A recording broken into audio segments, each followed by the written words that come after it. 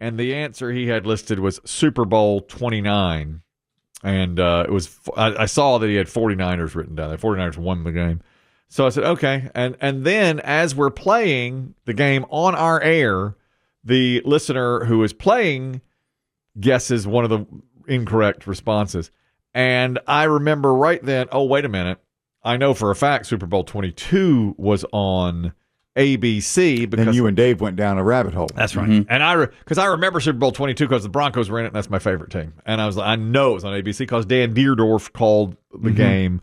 And you always do that good impression of Dan that's Deerdorf. right, Al. That's it. Now, nobody knows a Dan Deerdorf impression, okay? He's long. Again, previous century. Again, he's long gone. He's no longer in the booth. He's still alive, but he's not in the booth.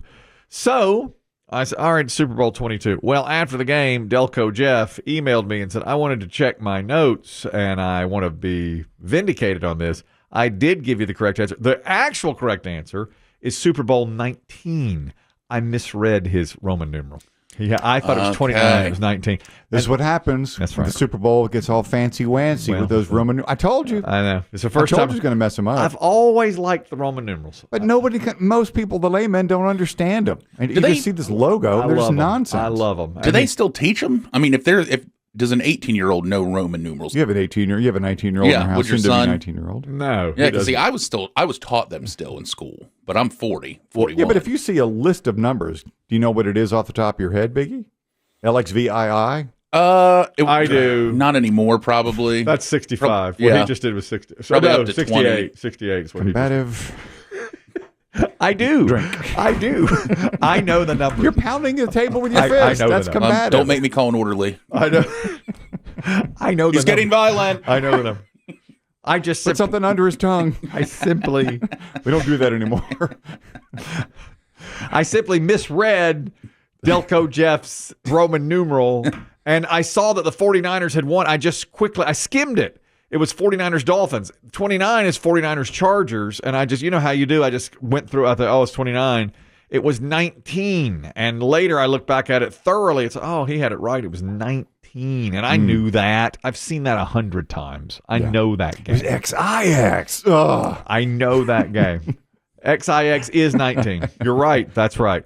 I like the Roman numeral system. Nothing else uses it. Nothing. Except if you ever watch a television show or movie at the very end of the credits. The copyright dates. The copyright date is in Roman numerals. And that's it. And remember when it turned over to the year, forever in the 1970s, 80s, 90s, you'd see this long string of numbers because it's 1,989 for 1989.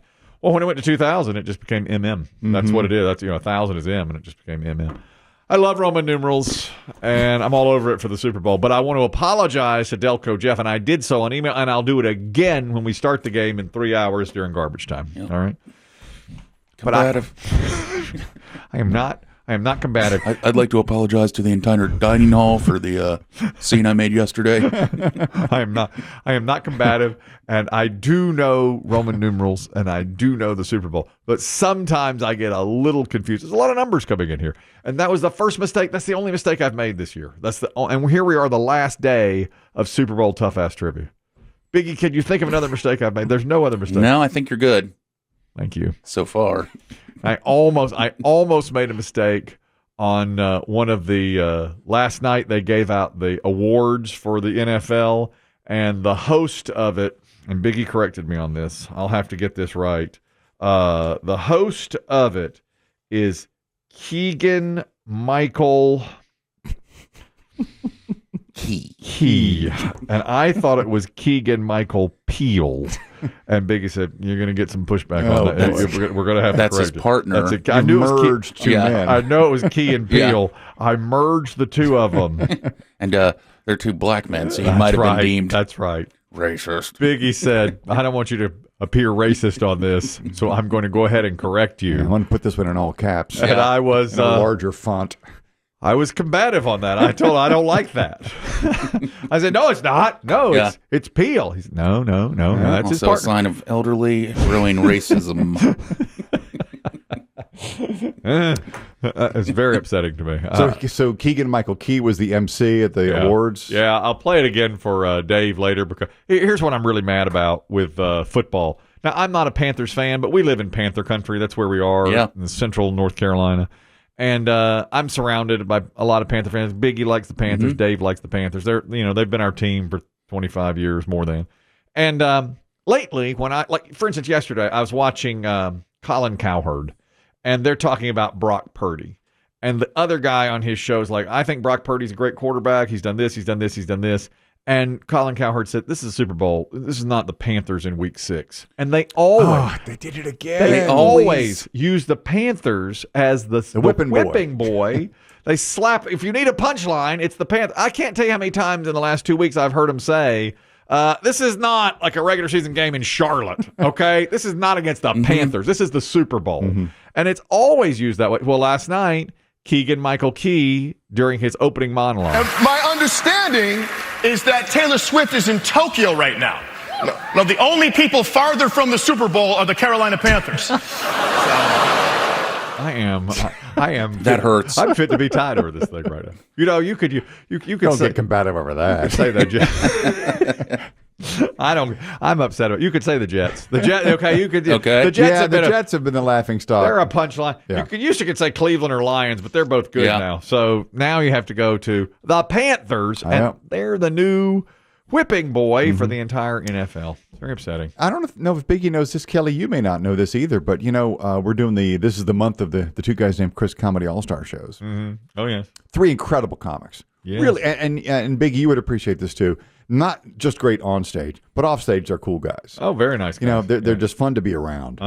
Great stories and funny guys. Well, Rob Little is one of the comics, and he said that he was in Second City with Keegan Michael Key. Oh, really? How about that? Oh, okay, that's cool. Yeah. And Yeah. that was a good joke. I just don't like. I don't want to be combative over it, but I didn't like how that went. I got combative with my wife yesterday too.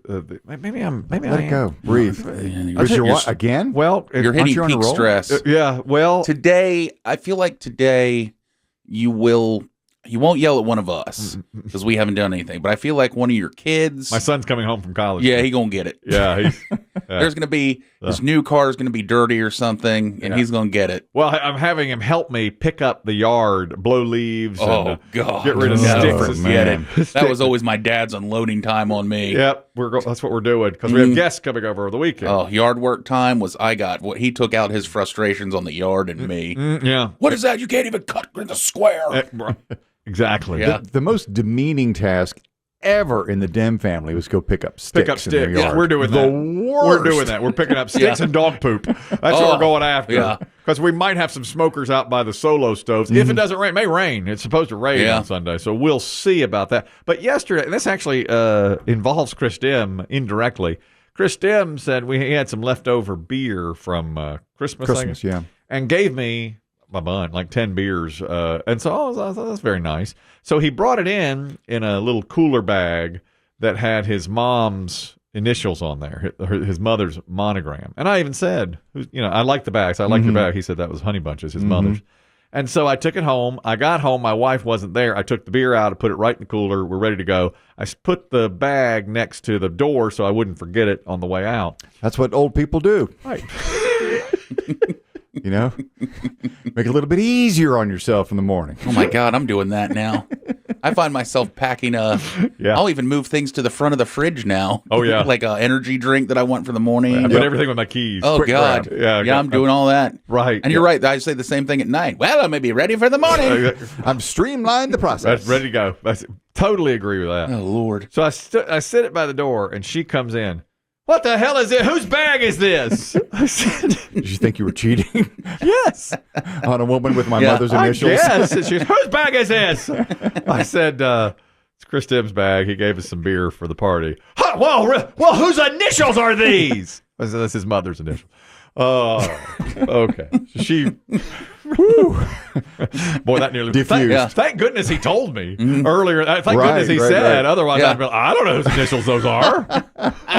I don't know whose monogram that is. Whose bag is this really? Whose monogram is this? She was very, very upset. That's what you get. We've been married a long time, and having a party with a lot of people in your home can be stressful. That's right. Yeah. Today it's cleanup day, and then tomorrow we got to get the menu. I mean, the menus, the food is bought. Now we have to lay it out just right and everything. There's a lot going on. Do you? Are you overthinking it? Probably. I'm sure I am, but it's a new layout. It's a new house, so I'm trying to get it just right. Today, this is kind of interesting. And again, this is later on the grid. That's two things that were later on the grid. The Keegan Michael Key. I want you to raise your hand if I'm starting to get that wrong, Biggie. Okay. I'll probably bring that up again later. So if I say Keegan Michael, just Key, okay? That was for later on the grid. And this is too. Consumer Reports, I was thumbing through the magazine, Consumer Reports the other day, and they recommended with these newfangled televisions that if you want the best picture quality, they said for the Super Bowl party, make sure your TV is ready. If you want the best picture quality on your television, put it in movie mode or cinema mode, whichever it's off. Even if there's a sports mode, they said the movie mode is better. Is that because of the, everyone gets into the frame rate? I guess. Where it's, you don't have any lag or anything. Oh, I thought it was, excuse me, I thought it was more the aspect ratio, but is it frames per second? It darkens it. When I've fooled around with that before, and movie mode, it's like it goes a little bit darker. The sports mode is very bright and vibrant, and then movie mode knocks it down a little bit. Like the light is lower, I guess. And See, I'm the person, I like a bright screen. Yeah? Yeah, I like mine in sports. I think that's why I love the Amazon when they have an NFL game. It's a little different. It's bright. Yeah. And I really like that for some reason. I'm going to fool around with it today, but that means I'm going to have to get out my remote and go, how do you it'll be, once again, I can't read it so small. I don't know how to use this thing. How do I get to my regular, the picture quality and that kind of stuff? I had to do that. I had to help my mother with her TV last night. Yeah. She's combative. Is she combative? She is very combative. Stopping, trying to stop. Well, I fixed it. This is an old person thing, too. I got her fixed and told her what she had to do, and she just goes, oh, okay, I guess that's it. No, thank you. No, just I've got to go. And she probably won't even get it. She's probably she'll call me again tomorrow. Just trying to get rid of you, exactly. Well, today is, and this is leading into the Super Bowl. I said it was. Here I was combative about this. I said it was National Pizza Day, and Chris Tim said, "Well, technically, it's National Pizza Pie Day." What's that difference? It's so they can have. But I think we've already had Pizza Day. We have. Yeah. This is a money grab. And in March, there's Pie Day. That's right.